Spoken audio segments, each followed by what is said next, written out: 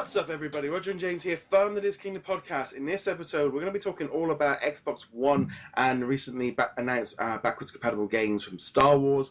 A load of them are going to be coming out on April 26th. We are going to be getting Star Wars Battlefront, Battlefront 2, Jedi Knight, Jedi Academy. We're going to have Jedi Starfighter, Knights of the Old Republic, the Sith Lords, and then Republic Commando. If you have got them already on disc, you can pop them into your Xbox One and they will download and play, or you can download them through the through the Xbox Store. Or if you've even, I think, already previously owned them, but I think this might be the first time they've been digitally available. Though it might be best to go digital, because just looking here at an advert on the side, someone on Amazon's trying to sell one for 40 quid, so just check your prices. This is what happens with Xbox with the backwards games. The prices just shoot up once they announce that they're backwards compatible, and places like CEX and stuff like to jump the price up because they know people are going to buy them. They will run better on the Xbox One X. I think it's about like 9 times better than the original. And they also announced a load of Xbox One enhanced games, which include Star Wars The Force Unleashed. So that one's been given an even more... A lot of people have been talking about Red Dead Redemption looking amazing on the Xbox One X. And it's good. I mean, it's good news for those that want to play these games and that kind of thing. But I've got another issue with Xbox One. But what did you think of this kind of announcement? Honestly, it's just straight up good news. You could certainly argue that a lot of people probably aren't ever actually going to take advantage of it, but it's nice to have the option there. Plus, if you're looking for some Star Wars games, these are some of the best available. Many of them have aged very well, and just having access to them on a current console without too much fuss and muss is great. Star Wars Battlefront 2, we are, of course, mentioning Battlefront and Battlefront 2. These are the originals. Yeah. We're not the recent 2016, 2017 releases. Battlefront 2, from way back in the day, is still considered one of the best Star Wars shooter games. And if you want a story-driven shooter game, Republic Commando is fantastic. It's got a really good story. Not canon anymore, doesn't matter. Fantastic story. Knights of the Old Republic 2 is almost as good as the original. Some people think it's better. My personal opinion is slightly below it, but they're both great games.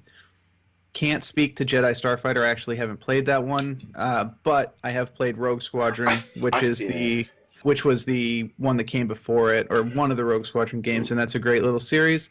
And then Jedi Knight, Jedi Academy is probably not aged particularly well. However, It is still one of the classics. So I think I do have Jedi Starfighter. I think that is out it was out on the PlayStation 4. It was part of a bundle like from years ago. Along with Bounty Hunters and two other ones. Yes. Pod Racer, stuff like that. So, Roger, give us your take on the state of Xbox One gaming. I think this is where you're going with this, right? For me, it was a little bit like, it's great news. I like that Xbox are doing this with this backwards compatible stuff. I'm hoping that these games might get thrown in with either Game Pass or onto Xbox Games with Gold. I think there's a nice little bonus.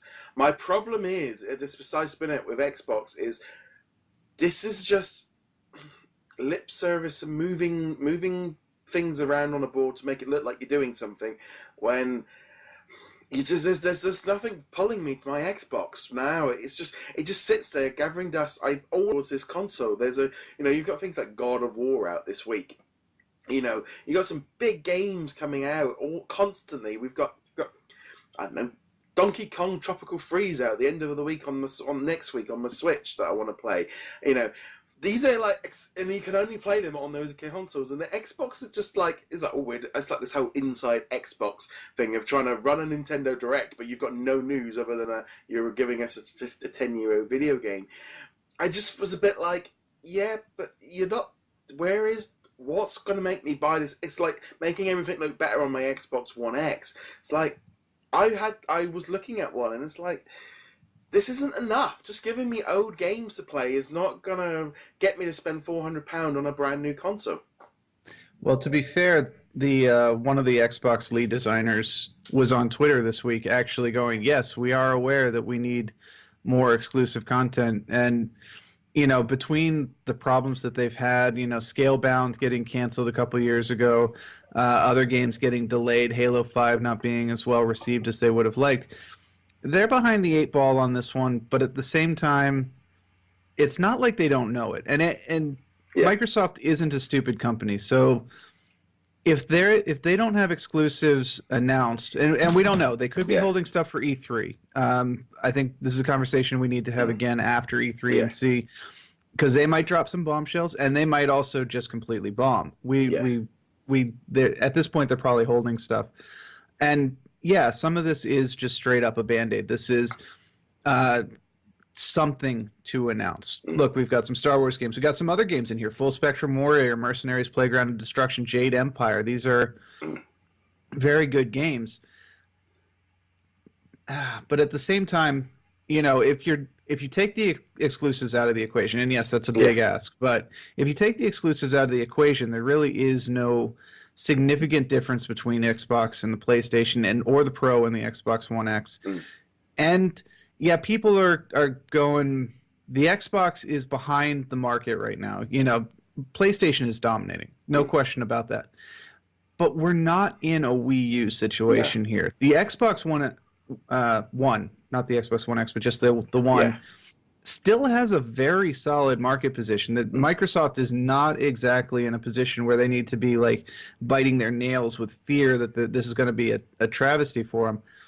Yes, they need to step up their game. Yes, they need to get exclusives, but at the same time, everyone kind of running around going, "Oh, it's a failure." It's like, have you seen the sales figures? It's actually only recently has the Xbox 360 sales figures overtaken the Xbox One sales figures for the same timeline. Yeah, I think for me, it's more about I've been Xbox fan since I've had all 3 Xbox consoles, so it's not like I'm sitting here as a fanboy going, I've had all of the consoles, I've had the same with the PlayStation, so I don't sit there and I'm thinking, okay, I will jump on my Xbox like that. It's just the fact for me, it was just a bit like, these old games coming out on it, that's great and all, but it's not enough to make me fire up my Xbox enough, because there's just nothing drawing me. If I take away these old titles, there's just nothing drawing me into it. I did upgrade to a PlayStation 4 Pro, so therefore that's my go-to machine. It looks, I was playing like Ghost Recon over the weekend while I was a free weekend. I've been playing Fortnite and a few other different bits and pieces. And I just play them on my Pro, because obviously that's my top console right now. The Xbox One X is just not, there's nothing pulling me in to spend £400 on a console which has got nothing for it that I can't already play on my PlayStation. And that's right. and that's the just the thing. If there were some big games and looked great on it, I would be. I've looked at Xbox One X. But it was a bit like, I'm not. My wife turned around and she goes, "Well, you never use your Xbox, so why do you want to know?" I thought, well, it's in 4K. But it's like, well, it doesn't. If I've not even upgraded to the S, because there's just been nothing to make me spend any more money on an Xbox. And, that's really where it comes down to personal preference. Because, yes, exclusives absolutely matter. And I will be completely honest, if it wasn't for exclusives, I would have thrown my PlayStation out the window by now, because that controller drives me absolutely bat crazy. I hate that controller so much. But it's got amazing exclusives. God of War, like you mentioned, Horizon Zero Dawn, Kingdom Hearts 3 is not actually exclusive. No. Never mind. The previous Kingdom Hearts, though, 1.5 and 2.5 are. And Spider-Man coming later this year. Obviously, super excited for those. But this comes down to personal preference. I've got both an Xbox One, I've got a PlayStation 4, and if we're talking multi-platform release titles, just any Battlefront 2 or Monster Hunter, my preference will be to play that on Xbox One. Yeah. But there is absolutely nothing wrong with someone like yourself going, I'd rather play it on the PlayStation, especially if you have a Pro rather than an Xbox One. I can totally understand that. And point being, ultimately, if your main focus is on multi-platform games, play whatever system you like. Who the heck cares? And the Xbox One plays them great. My understanding, and this is kind of hearsay, the Xbox One X does beat the PlayStation Pro pound for pound. Yeah. But there's no reason to get both unless you have more money than you know what to do with. Yeah, I don't know. Yeah, the Xbox One X is a lot more powerful than the Pro, But there's nothing taking advantage of No. it like Spider-Man or No. God of War or Horizon Zero Dawn. There's nothing really kind of pulling me to and I think that is again this kind of perception. I mean, it's like when they're saying about like not saying we haven't got any exclusives. Now I'm a bit like, well, hold on, guys. We've had Xbox for 10, 15 years now. That excuse doesn't fly anymore because, to me, it's like you've been in the business long enough that you should have been planning for this. This is not. This is not Xbox, the original first time out. You could have got away with it if it was your first console, but you can't get away with it when you're 3 generations in. It's like, no, you've focused all on PC, and now you've realised that they've left a massive gap in the market, and Nintendo have just slid straight into second place, and Xbox now are trying to become a Steam box by offering all these old games. Which I agree 100% that, if I brought a PlayStation 3 game on my PlayStation Store, being able to play it on my PlayStation 4 would be if the Sony come out and hit this thing back in the thing, then Xbox lose all this goodwill that they built up. Right, because I agree with that completely. There are a bunch of PlayStation 3, even some PlayStation 2 titles that if they were to come out today on PlayStation 4, not remastered, not re-releases, but the original PlayStation 3s, I would pick them up. And yeah, let's not talk about PlayStation Now. That entire platform is freaking awful. This is a completely different thing that we're talking about. But yeah, that would completely undercut Xbox's main selling point. One of their 2 main selling points. The second main selling point being that if you are a straight up, everything has to be the most powerful, the most gorgeous, the most amazing frame rate or whatever, yes, the Xbox One X is going to be your thing, provided you're not concerned about the exclusives. But they need to get their head in the game. I still say, they're doing okay. They're not in any position where their financial people should be going, time to axe the Xbox and all that stuff. But yeah, they've got it. They have to hit E3 strong this year. Yeah, I think we said that last year, but they really do. Well, the trouble is for me is I feel like they've been trying to play this like we want to be the PC, but an Xbox is a way in. Like that marketing is like it's blurry. It doesn't. It's like people are going, well, if all the games are on the PC, why do I need an Xbox for? Because the hardcore gamers are on the PC, whereas PlayStation and Nintendo are saying you need this console. You need this console to play it, and there's such a different mindset. And Xbox tried going in, and I don't think the audience was really going along for the ride of it being a bit muddy.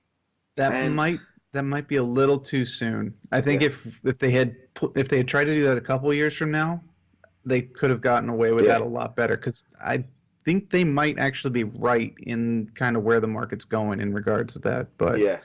I don't know. It's going to be odd. I think this, like I said, all this backwards compatible stuff is great news if you're an Xbox fan. I'd love to see Sony do this. I'd love to see them and do this, but they're in a different ballpark where they don't need to. But I just remember watching. They were hyping up this inside Xbox announcement stuff, and the big announcement was 15-year-old Star Wars video games on the Xbox was a bit like, yeah, you're gonna need a little bit more than. I mean, I'm a big Star Wars fan. I like playing Star Wars games, but that's not really enough to, it's like now, and as well as it's like, yeah, I'll just wait for them to be given away on Xbox Game Pass or on Games with Gold, Go, because I keep doing this where I buy them when you and then they chuck them out later anyway. But yeah, so we'd love to know what you guys think. What's going on? What are you feeling with Xbox, backwards compatible, etc. So on.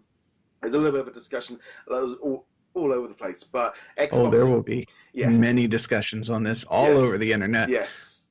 Try to keep it civil, though, guys. Yes. Just remember, fanboys. Like I say, we have them all, so it doesn't. We're not really sliding into that. Well, we've picked the fence that we want to sit on. Guys, check us out over at DisKingdom.com. Like, subscribe, follow, etc. James, where can they find you? You can find me heroiclegacy.com. And on that, guys. Thank you very much for joining us. We'll be back soon. Laters. Sega forever. Sega!